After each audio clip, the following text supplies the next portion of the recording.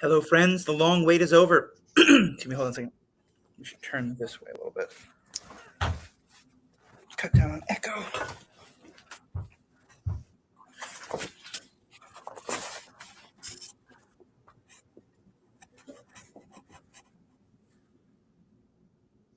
Friends, our long wait is over. The Acolyte is here, and we on Star Wars Generations podcast are here to talk to you about it with myself and Alex Corman. Alex, General Kenobi, how are we feeling about this new show? I will say that I was actually talking to a friend the other day that this is the most blind I'd ever gotten into a Star Wars anything. Like I usually like eat up all of the non-spoiler reviews and trailers, and I went in here having just seen the initial trailer, and I was like really pleasantly surprised. I mean, I felt gripped through both episodes. They were over. I was like, wait, there's no way that like 30 minutes passed that quickly. Yeah. I think that the suspense is definitely there. There's like we were promised a kind of a mysterious Sith tale, and that's definitely present. I think that so far, is it Amandla? How do you pronounce it? Do you know Amandla? I think it's Amandla, the name of the Amandla. actress. Yes, Yeah. Amanda Stenberg. I think it's been fantastic, especially playing like two characters. Yep. I've thoroughly enjoyed it. I think it's a breath of fresh air. It's new. It's different. I don't feel like I'm watching a remake or like, anyone's pandering to any fan service. Like it just felt really new, and that was really fun for me. Yeah, I feel very much the same. Welcome to Team Don't Get Too Into Spoilers and Trailers Land. And it's funny because I've read all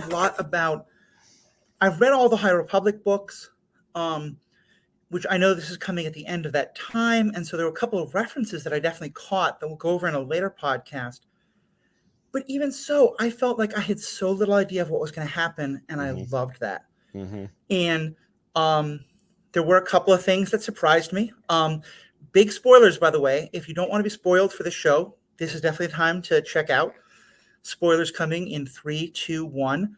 I did not expect them to make a big deal of Carrie Ann Moss and then kill her off in the Dude, that first was 10 minutes. crazy to me.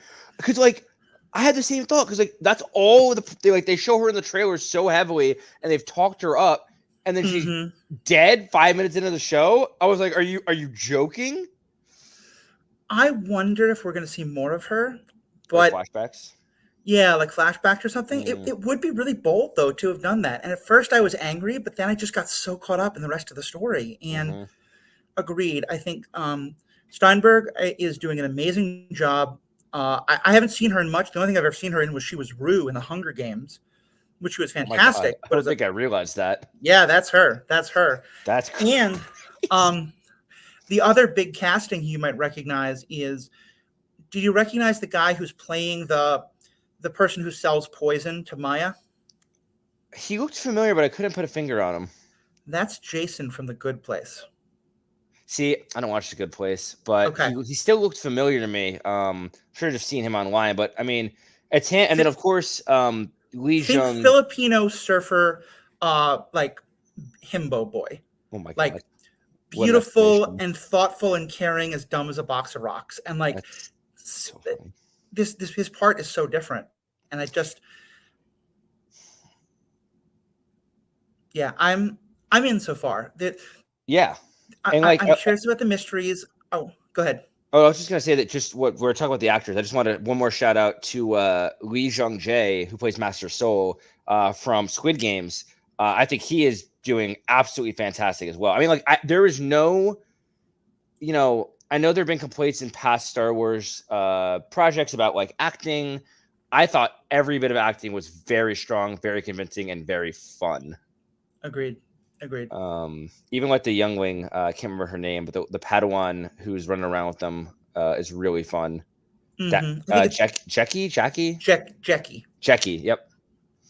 Jackie and shirtless Yord, who has already generated quite a good deal of thirst. The Yord Horde that I am happy to be a member of, and I imagine Erin is going to become a member of, but we'll have to discuss with her when she next comes on.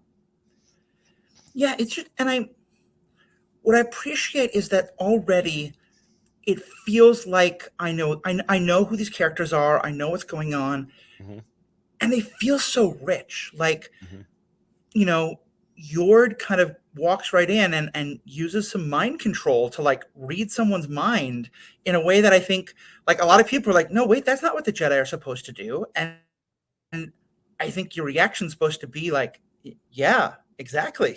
Like these are not perfect cookie cutter Jedi. These are real people with real struggles about their emotions. And Mm-hmm. um, I'm just really here for it.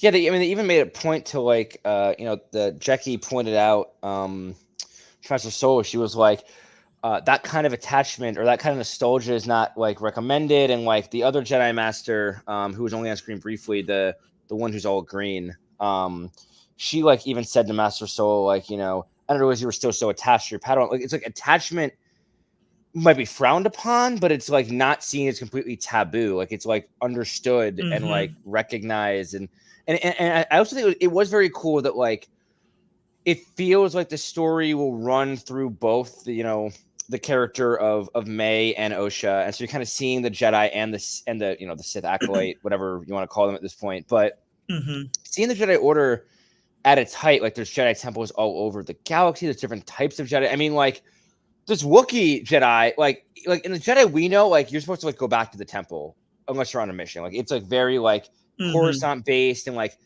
this Wookiee is just like fucked off to some random like wooded world, and that one master's been meditating for 10 years.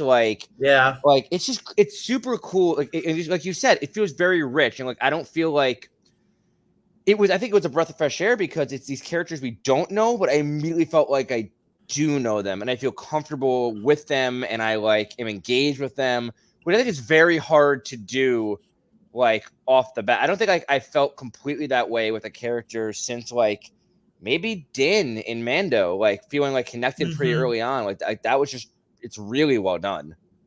Yeah. I think that's very true. I'm glad you brought up Master Torben because he's the one who was in that kind of like meditative force field for 10 years. Hmm.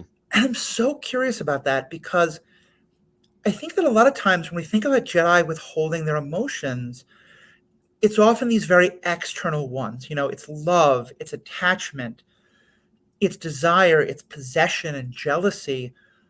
And then the things that can lead to if people harm the folks that you care about, rage and anger and revenge and all these things. Mm-hmm. We haven't heard about guilt. We haven't Mm. heard about like self-doubt. And we only got that little picture of it, but clearly that was a part of what was happening with Torben. And the fact that all she had to do was show up and offer him this poison and say, like, this is what you should do, and he did it. Um, Without I, I hesitation. without any hesitation. And Yeah. we've seen Jedi sacrifice themselves for others. Like that's the very first Jedi death we ever see with Obi-Wan.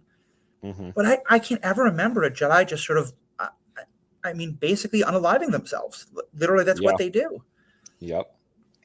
And it's interesting because he says that I can't remember the exact quote I wish I'd written it down, but he says something along the lines of, like we tried our best, we thought what we were doing is right. I think is what he said. Like we really believe what we were doing is right, but like he like wanted, he's been waiting for her, and like he was like, I'm gonna make this right. I'm gonna apologize to you. Like it's just no hesitation, and like I'm curious if he believed that this was Osha, and there's some weird past there, or like if he feels like he genuinely he realizes that it's May and genuinely did something wrong the day of that fire that took the family. Like I'm also very curious, like like how much did the Jedi have to do with that? Because like she's hunting down these 4 specific Jedi who were on that planet when that happened. But the Mm-hmm. story goes that May set the fire. So like was May framed? Like was something else going on under wraps? Like something feels fishy here. Like something doesn't feel like it Yeah. fits, and I'm very curious why. Like she's been hunting these people down, and was Master say his name again, Matthew? I'm sorry, Torben. Torvin. Thank you. Was Master Torvin in that Tor. meditative state? I believe Torva. it's Torb as in boy, bin. Torbin. Okay, thank you. Was Master Torvin in that state because he felt immense guilt? Like was it, or was he? Did he think he really had achieved some level of like peace Because those two. Right. May was talking with the apothecarist, who I don't think we got a name from him. Mm-hmm. And they're like, yeah, the piece is all fake. They try to just think they have peace, and so I'm very curious about that as well. Sorry, I have many questions about the show, but it's just so makes Well, me happy. especially because you're right. The story we've been told is that May set the fire. I think not necessarily that they'll do it the same way as like a direct reference to Last Jedi, but I think we will get that kind of Rashomon style. Mm. We will probably see that event through the eyes of different people, and that part of the idea is that different people remember it in different ways, and that the actual truth is probably somewhere in between. And that one thing that Aaron and I have talked about, I think you were at least on one of these podcasts, I'm not positive, but we know this is coming at the end of the High Republic, and so I don't think anyone needs to know the High Republic books to understand the show, but there's certainly some things the High Republic books have established that I think are helpful. One of which is there's an incident in Phase 2 where some really awful information is learned about the Jedi, that Yoda and another master at the time, this is about 200 years before the events of this show, 300 years before, Anakin and Luke and all them, they decide to hide. Like Yoda specifically decides not to enter this into the Jedi records at the temple, not to tell anyone about it. And so I think the possibility that the official story of what happened may be kind of a cover up of something that Torben, maybe like Torben had done something truly awful and the rest had helped cover it up, or, they'd all been part of something, or, whatever it might be, feels to me like it's going to be a really important part of the story. Mm-hmm. I fully agree with that. And like, I'm curious if it's a cover up or if it's more like, I'm curious, like if maybe the Sith leader was formerly a Jedi who could have been, I don't know. There's like, I've had so many different like people tell me theories today. And I don't really know if I have landed on anything myself. I just feel like I want more. I want to know more. And again, I haven't felt, and like, I will say that, with Ahsoka, I was waiting for specific moments. Like I was waiting for Hayden Christensen and Anakin to show up. I was waiting for that. For the Obi-Wan, I was waiting for the duel with Darth Vader. Like it felt like the last few shows, outside of Andor was very unique. I've been waiting for like X thing to happen. And this show feels very open-ended. Like I literally have no clue what's going to happen next. I know she's going after two more Jedi, but that's it. And I think that it's like exciting to me. We're going to have a lot more on that in just 1 second. We're starting the conversation, but we want to hear from you. Send your thoughts, questions, or anything else you want to hear us discuss to feedback@theethicalpanda.com, or find us on Twitter, Instagram, or TikTok under Star Wars Generations. You can even chat with us on Discord or Facebook. Find those links in the show notes or on our website, theethicalpanda.com.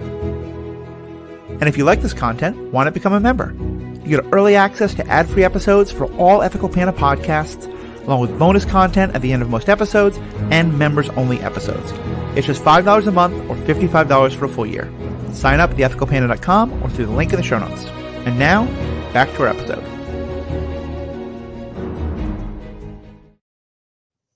Welcome back, everyone. Also, apologies to anybody who is watching this on stream. You'll notice that you get to see Alex's wonderful smiling face, but not my own. That's because I am traveling. I've been traveling a bunch the last couple weeks. My laptop doesn't really have the ability to do camera as part of this, but once I'm back in my studio, we will have all of our faces as part of this discussion. So I wanted to pick up on what you're saying about theory there, because I very much agree. And are you a big MCU fan? I am. Well, I am. I've fallen off a little bit with the shows very recently, but I've watched if 95% of the content that's been released. Back when WandaVision was coming out, did you get caught up in the Mephisto of it all? A little bit. The podcast community that I was a part of, and I was very involved in, people got really obsessed with this question of, is Mephisto going to be a part of the show? And just every week there was theories and more theories, and what did this mean and what did that mean? And as a result, I feel like a lot of us didn't enjoy the show as much as we could have.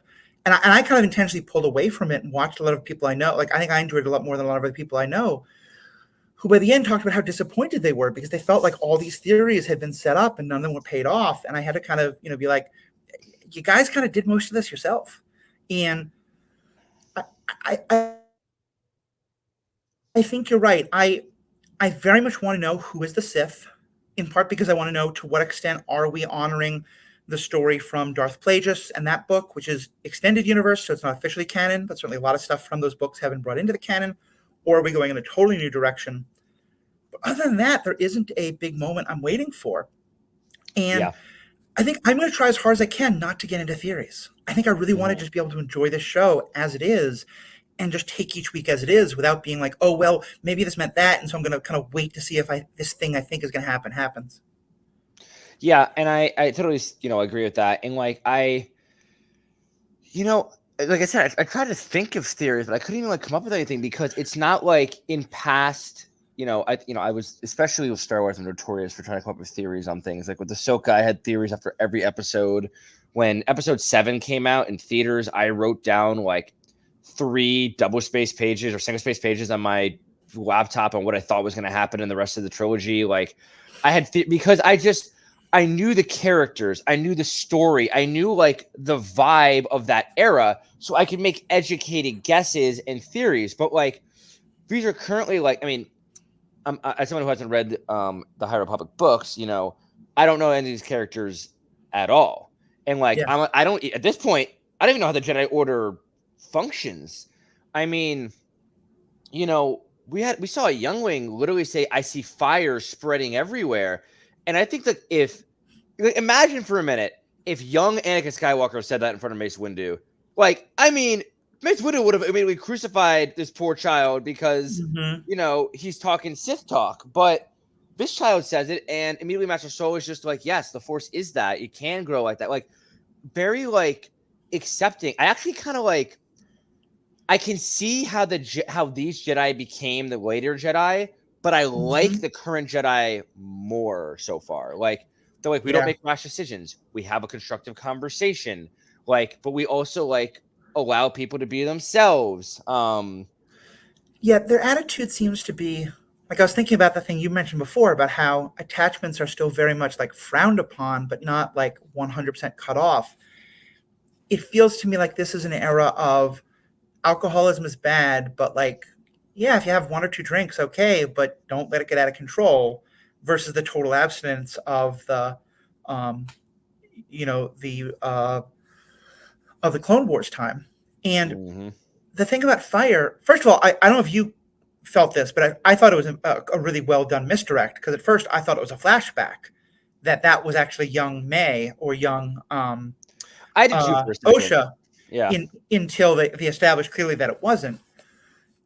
But even so, one of the things that the High Republic books have done is I feel like really, and this is something actually that Danielle in the Star Wars, who'll probably be on at some point, has really talked about a lot on her TikToks. It feels like it's really recaptured the mysticism of the Force and the Mhm. idea that it is something that exists and everyone knows about it, but it's a thing that by definition we don't have language for, and so we try to come up with metaphorical language for it, but everyone's metaphor is going to be different. Mhm. And there's a great there are two Jedi who feel very pulled towards each other, and they understand the Force in different ways. And it's still one of them sees it kind of like as an ocean, and the other understands it as a song. Mhm. And they talk a lot of the time about how when they clash, it's because they can't really understand each other's metaphors. But when they really work well together, it's because of how those two different metaphors fit together. And so the idea that someone does see it as fire fits that, in a way that doesn't necessarily have to be like, oh my God, that means you think we're all going to burn to death. That means you're influenced by the Sith or something like that. Mhm. Mhm. It feels a lot more like the best way I can kind of describe it, I think, from my point of view at least, is that these Jedi that we're seeing in the Acolyte trust in the mystery of the Force and that the Force presents itself in mysterious ways, while the current Jedi, as in like the Jedi of the Skywalker saga, um, really believe more or less in the Force and more in the Jedi's interpretation of the Force and their own order's beliefs. Like it feels much less like Yeah. it feels much more disconnected. It's almost actually, it's interesting to me. feels like Qui-Gon is like almost a unique bridge because he feels a lot more like he would have fit in really well with these Right. Jedi of old. And did not. He was an outcast and kind of a quirky one considered among the council in the current era. So, it's very fun to me to see that like he really feels like, the death of Qui-Gon feels actually more symbolic to me because it's like the death of this former, beliefs of the Jedi, and just the stronghold of the current beliefs that we see go on through the Clone Yeah. Wars and in that era of the Republic.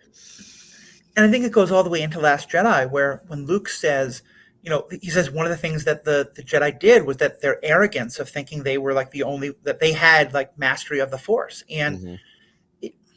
I try not to use the idea of religion to understand the Jedi too often, but I think it's a metaphor that helps. And that's a thing that I think that can often happen in like sociology of religion that we talk about a lot of like, is the job of the religion to help point towards the divine, whatever that is something else?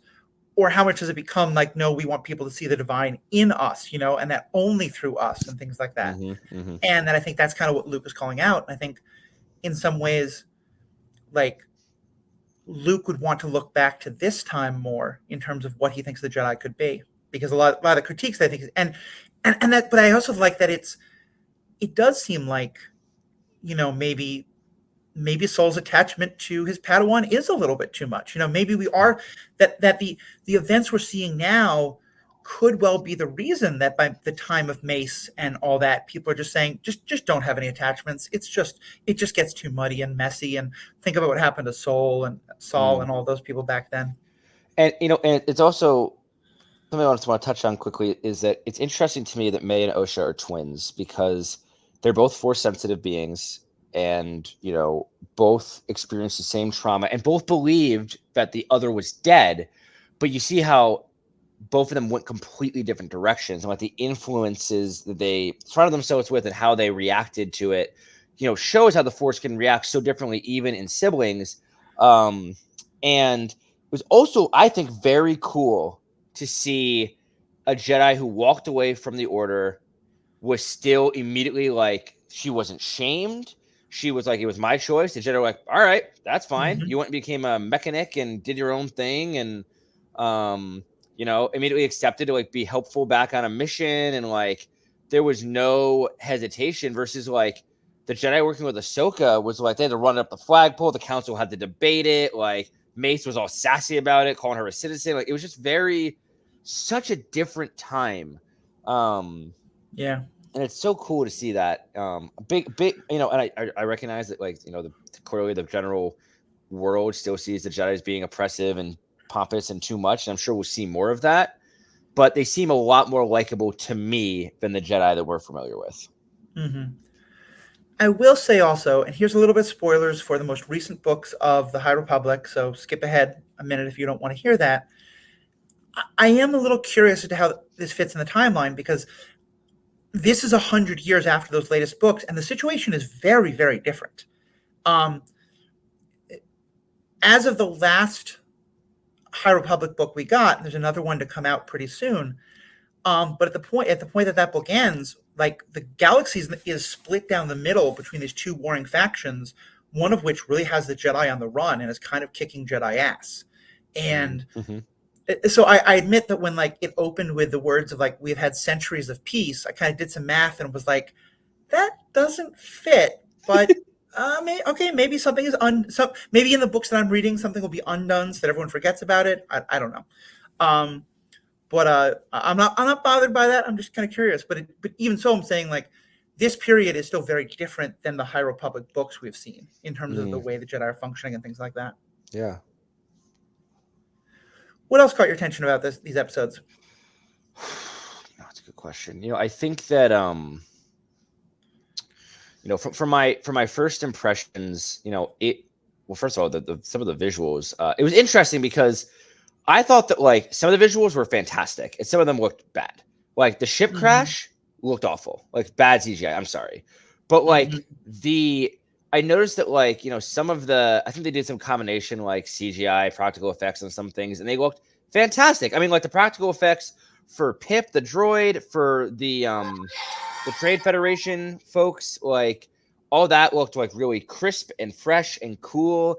And like again, like it's cool to see, like for me, like it's such a nerdy little thing, but like just seeing how the Trade Federation was operating, still kind of under the table, sleazy, 100 years earlier. Like just the tiniest little nugget doesn't have anything to do with the story. Not characters we're familiar with. Like we're not seeing Newt Gunray, but we're seeing a familiar species, a familiar organization, and it's fun to see them 100 years ago.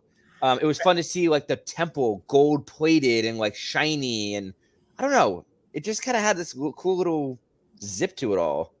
I just two quick things on that. One more humorous, one serious. The first being, I did think it was fun that once again we see people working under incredibly unsafe working conditions in this world, which happens all the time. And this time, her person's name was literally OSHA.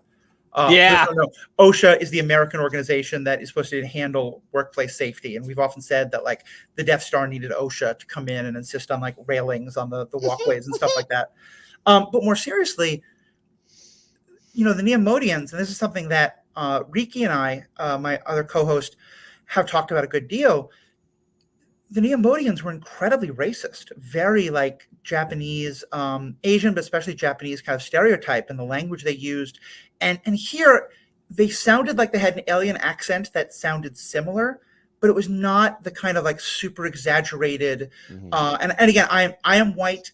I want to hear what Asian creators, especially Japanese creators and Japanese American creators, but also any Asian creators have to say about it. And if they feel differently, then I will certainly defer to that. But from what I've seen online so far, because I did see one or two others supporting the same idea, it felt like they really kind of adjusted and decided to tone that down a lot in a way that I really liked. I agree. I've had the same exact thought as I was watching it. It felt far less problematic to me. And again, I mean, I'm also, I'm Middle Eastern American. Like I defer as well, but I did feel like it was much more tastefully done than it has been in the past, and still got very much the point across, and could have been done this way originally and been just as good. Yeah. Probably better, honestly. Yeah, I think it's true.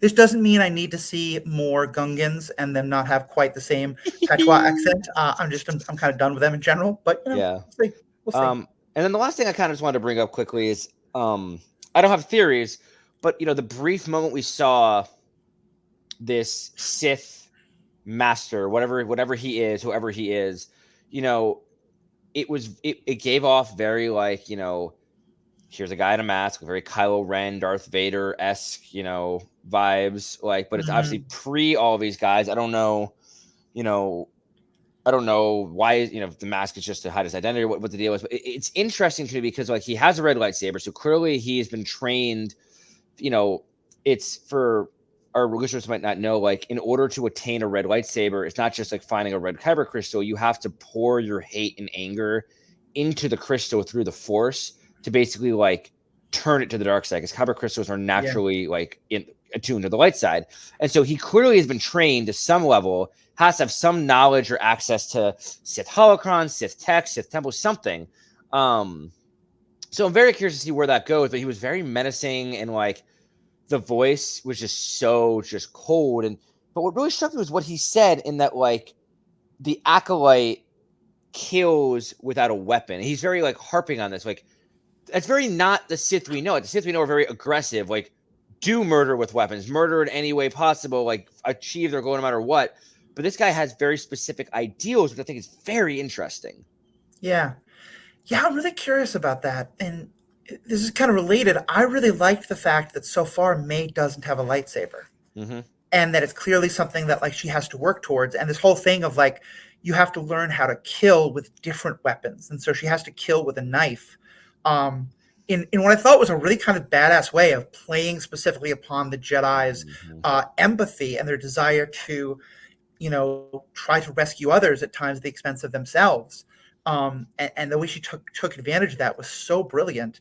And then to kill someone else literally without a weapon, it really makes me feel like there's a real reverence for this idea of she's not just Darth May right now. This is a real, like, we're starting on these different ideas, and she's not even maybe a full Sith yet. She is in training, and she has to prove herself. And the idea that, like, because we think of like you need a red lightsaber to kill a Jedi with a green lightsaber, and the idea that you have to kill numerous Jedi to prove that you're ready for a red lightsaber, like I mean, yeah, that's he doesn't even call her a Padawan. He calls her like an acolyte, like a follower, basically. Like I feel like to me, like an Mhm. acolyte would be like a step below a Padawan. Like he's like you have to prove yourself, and like you said, I mean, like after she kills the Jedi Master, oh, what's her name? Jedi Master Indara. Mhm.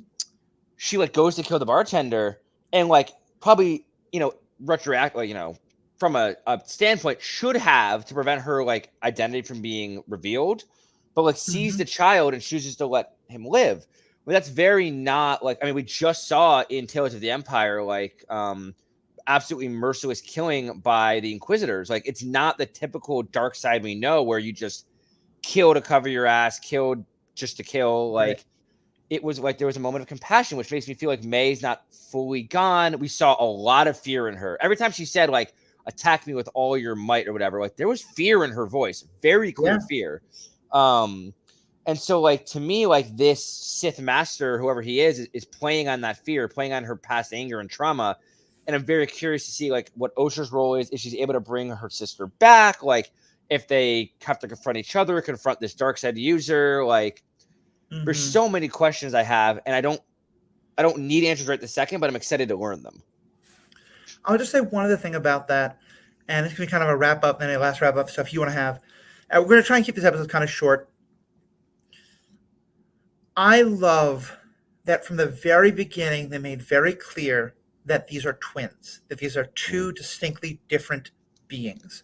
mm, Because at first, with a little moment of her kind of talking to May in her head, Mary, my partner, we were watching together, and we both kind of wondered, like, is this going to be a DID, like dissociative identity I disorder had kind the of same thing? thought. Same thought. Which is it's the much more accurate term for what used to be called like multiple personality disorder or something like Hmm. that. Yep. And frankly, I am not an expert in that by any means, but I certainly know enough about it to know that Hollywood often gets it very, very wrong. And that Hmm. often it's used as kind of an excuse for this is why a person is like, oh, they're so bad. And I just didn't want that. And so I was really glad. Like, nope, these are just two different people. And that's really awesome. I had the exact same. Wow, Matt and I are fully on the same page. So y'all really take this episode in. But I like had the exact same thought of like it to me. I was like, wow, is she gonna? Is this like they did that on purpose. Like like they made her crewmate say like, "Where were you last night?" And like she doesn't say where she was, and like it makes you think like, is she undercover? Is she lying to herself? Does she have dissociative identity disorder? Like did her trauma of the past make her break? And like even like when she crashed, like she sees her sister, and I'm like, is this a moment where like she disappears into this other, into her sister's persona or like this dark side persona? But I Yeah. agree. Like, I think it's actually more interesting to have, these twins who went different directions. Right. And I don't know, it's also cool because you get to see this one actress perform two very different characters, and she's performing them both very well, like Hmm. very well. I am like really impressed by her acting so far, and I'm excited to see like how she continues with that. Yeah, I feel very much the same way. And it's interesting. I hadn't even thought of this till now, but like think about how you're not supposed to have attachments, and part of that is that you're supposed to cut off all connections to your. Then you're both taken to this temple at the same time. Like, how is that not an attachment? Or do they separate twins and try to raise them separately? Like that's a whole other area of questions that now I really want to see them explore. So, Yeah, yeah. And well, real quick, I just want to say the last thing here is just we have only we saw that actually. Aaron and I talked about this. If you listened to last week's episode, in that Old Republic video game, like cinematic trailers, which is not.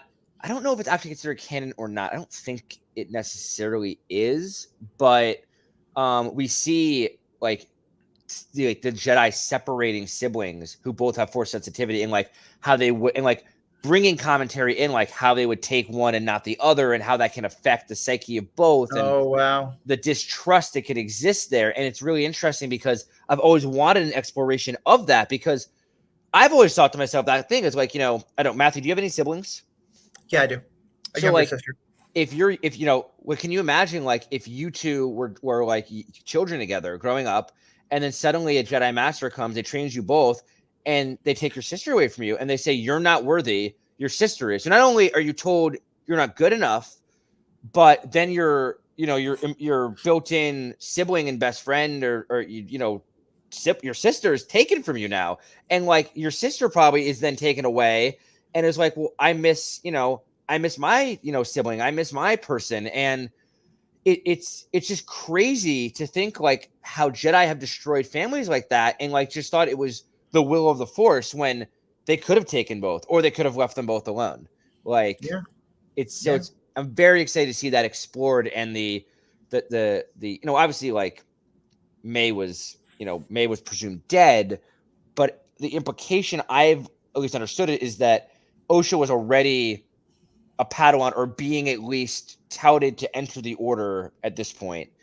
But maybe not. Maybe Soul just like the fire happened and Soul just took her in because he saw something in that moment. But it is very interesting to me. Yeah, I think it's all true. It's Yeah. interesting to me. What is interesting to you all, listeners? We want to know what you think. Let us know. We'd love to hear your thoughts, your theories. We're not going to go too deep on them, but someone hear them if you've got them. What do you like? What do you not like? Send it all to us. Send us feedback.